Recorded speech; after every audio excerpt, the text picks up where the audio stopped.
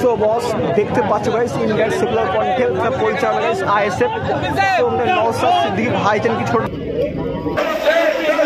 নির্যাতিত জনগণের সংগ্রাম চলছে নিয়ে গেল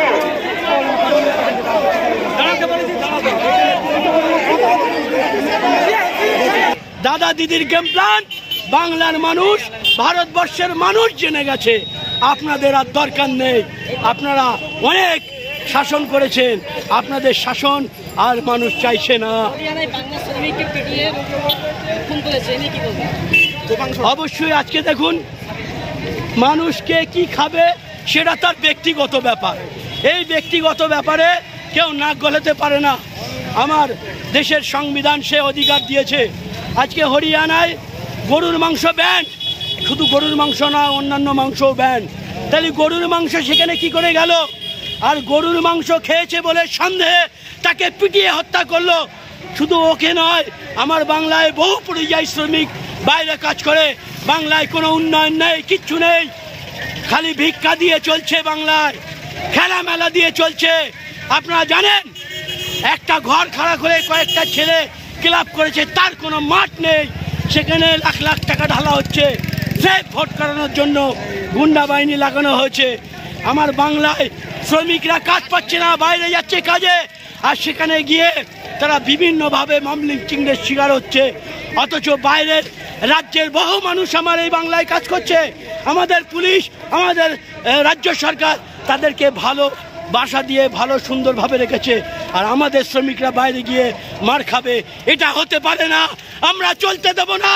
আর একটাও শ্রমিক যদি গায়ে হাত দেয় ভিন রাজ্যে, এই রাজ্যে ভিন রাজ্যের একটা শ্রমিককেও আমরা কাজ করতে দেব না। আমরা ইটের জবাব পাত্রের সঙ্গে দিয়ে দেবো, হুঁশিয়ারি দিয়ে রাখলাম আজকে এই দেগঙ্গা থেকে। আমার নাম রফিকুল ইসলাম। এর আগেও তো অনেকে তো এইভাবে মারা হয়েছে, সেই বিচার কি আপনারা কি পেয়েছেন? না, আখলাকের বিচার এখনো পেলাম না, পেহলুকানের বিচার পেলাম না, আনিস হত্যার বিচার পেলাম না। আমরা কি এইভাবে চলবো? বাংলাটা কি মগের মূল্য? তাই তো বলছি দিদি, আপনি অনেক করেছেন, আপনার নেতৃত্ব আর মানুষ চায় না। আপনি গুন্ডা দিয়ে এই পশ্চিমবঙ্গ চালাবেন, আর এটা মানুষ মেনে নেবে না।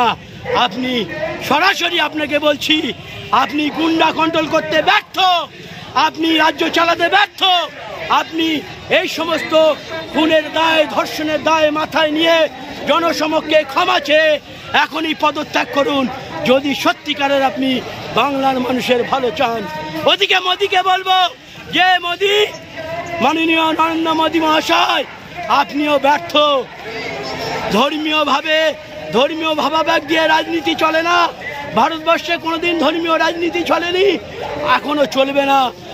আপনাকেও বলছি মাননীয় নরেন্দ্র মোদী, আপনিও দায় স্বীকার করে, আমরা জানি উন্নয়ে কি হয়েছে, আমাদের বাংলায় যা হয়েছে তার থেকে আরো বেশি বেশি ঘটনা আমার ভারতবর্ষে হয়েছে।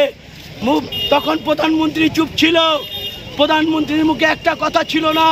প্রধানমন্ত্রী আর মুখ্যমন্ত্রী এই দাদা দিদি এই নাটক মানুষ বুঝে গেছে, এই নাটক আর চলবে না। আমি উভয়কেই বলবো, আপনারা ব্যর্থ মুখ্যমন্ত্রী, আপনারা ব্যর্থ প্রধানমন্ত্রী।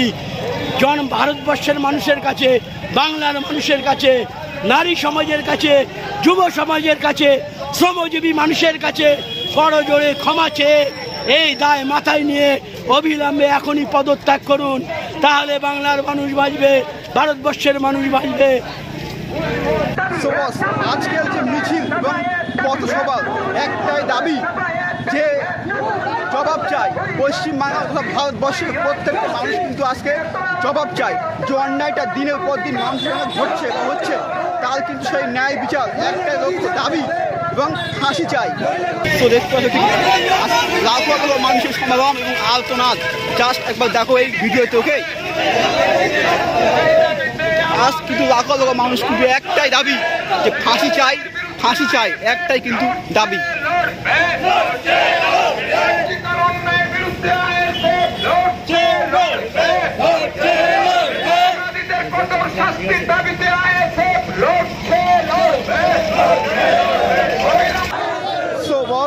দেখতে পাচ্ছ ইন্ডিয়া তথা ওয়েস্ট বেঙ্গল সবথেকে বিখ্যাত লোকেশন কলকাতা আলজিক্যাল মেডিকেল কলেজ। সো রিসেন্টলি 1 মাস আগে যে একটা মহিলা ডাক্তারকে যে নৃশংস এবং অমানবিক হয়েছে খুন করলো, সো আজকে তার ন্যায় বিচারের দাবিতে তথা আইএসএফ ইন্ডিয়ান সেকুলার ফ্রন্টের পরিচালনায় কিন্তু পথসভা ও মহামিছিল স্টার্টিং হচ্ছে। জাস্ট একবার দেখো এই ভিডিও তোকে।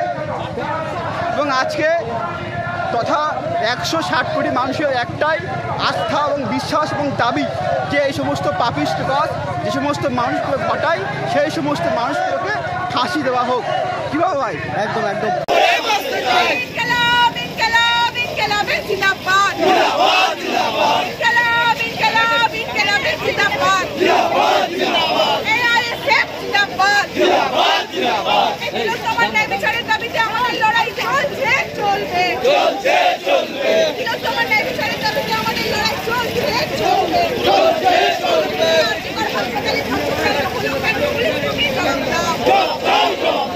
বস আজ কিন্তু এখানে লাখো লাখো মানুষের একটাই আর্তনাদ এবং দাবি যে এই সমস্ত পাপিষ্ট কাজ যে সমস্ত মানুষগুলো সমাজের বুকে ঘটায়, সো সেই সমস্ত মানুষগুলো কিন্তু উপযুক্ত শাস্তি দেওয়া হোক। এটাই কিন্তু আজকে ইন্ডিয়াতে 160 কোটি মানুষের আস্থা ও বিশ্বাস এবং একটাই দাবি।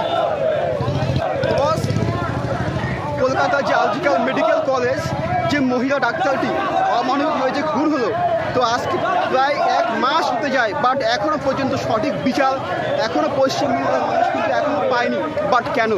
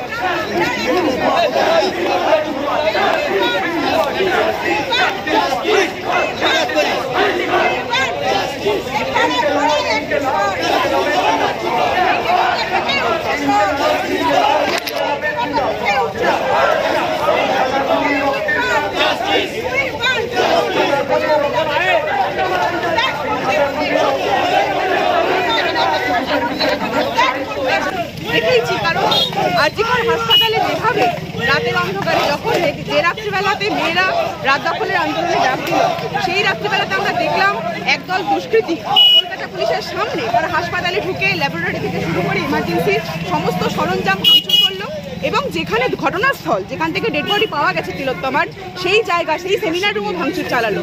এখন যারা এইটার প্রমাণ লোপাট করা যে হয়েছে সেই নিয়ে কোনো সংশয় নেই, কোনো কোনো এটা নিয়ে কোনো প্রশ্নই নেই যে প্রমাণ লোপাট করার বহু চেষ্টা হয়েছে এবং বারবার বয়ান বদল করা হয়েছে। আমরা জানি তিলোত্তমার যে পরিবার তার কাছে যেভাবে 3 বার 3 রকম ফোন গেছে, একবার বলা হয়েছে তিনি অসুস্থ, একবার বলা হয়েছে তিনি আত্মহত্যা করেছেন, একবার বলা হয়েছে আপনারা দ্রুত চলে আসুন। তাহলে কাকে আড়াল করার জন্য? এই 1 মাস ধরে প্রশ্ন ছিল যে কাকে আড়াল করতে চাইছে সরকার। আজ তো এটা স্পষ্ট যে সন্দীপ ঘোষ রীতিমতো রাজ্য সরকারের মদতেই আজকে এই জায়গায় পৌঁছেছে। তাদের নেতৃত্বে যেভাবে সিন্ডিকেট রাজ বেড়ে উঠেছে পশ্চিমবঙ্গে এই সরকারি হাসপাতালগুলোয়, তাদের জন্য সাধারণ মানুষ ভুগছে।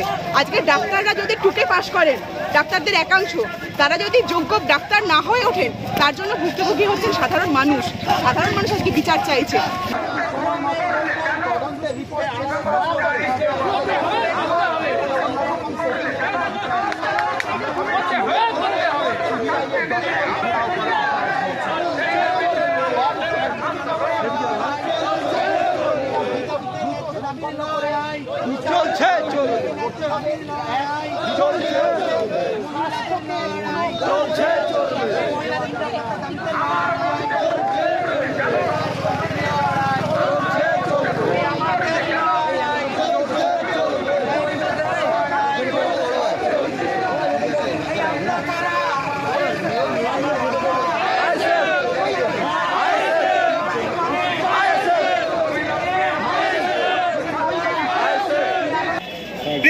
কেমন একটা কথা বলতে পারছেন তো না, জানেন তো আপনারা।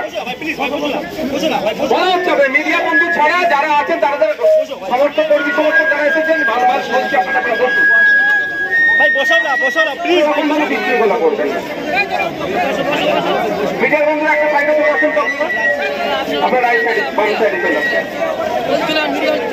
আগে যারা আসছে বসুন, ব্যারিকেডের ওপারে যাবে, ওখান থেকে দাঁড়িয়ে বক্তব্য দেবে আমাদের জন্য কি মেসেজ দিচ্ছে আমাদেরকে, এবং এখান থেকে রাজ্য প্রশাসনকে অপদার্থ, রাজ্যের পুলিশ মন্ত্রীকে অপদার্থ, ব্যর্থ রাজ্যের স্বাস্থ্যমন্ত্রীকে কি মেসেজ দিচ্ছে তার ব্যবস্থার জন্য আমরা এসেছি। আমরা চাইবো আজকে তিনি পদত্যাগ করুন তার পুলিশ মন্ত্রী থেকে এবং স্বাস্থ্যমন্ত্রী থেকে, অন্যথায় আগামী দিনে কিন্তু তাকে হয়তো মুখ্যমন্ত্রীর পদ থেকে পদত্যাগ করতে বাধ্য হবে। আমরা এখানে এসেছি আরজি করে যে ঘটনা ঘটেছে তার যারা এর সাথে যুক্ত সকল কালপিট গুলোকে খুঁজে বার করে এবং সর্বোচ্চ তাদের শাস্তি দিতে হবে, এই নিয়ে আমরা রাজপথে নেমেছি। আমরা অনেক শৃঙ্খলাবদ্ধ মানুষ, আমরা শৃঙ্খলার পরিচয় দেব, আমরা ডিসিপ্লিন ভাবে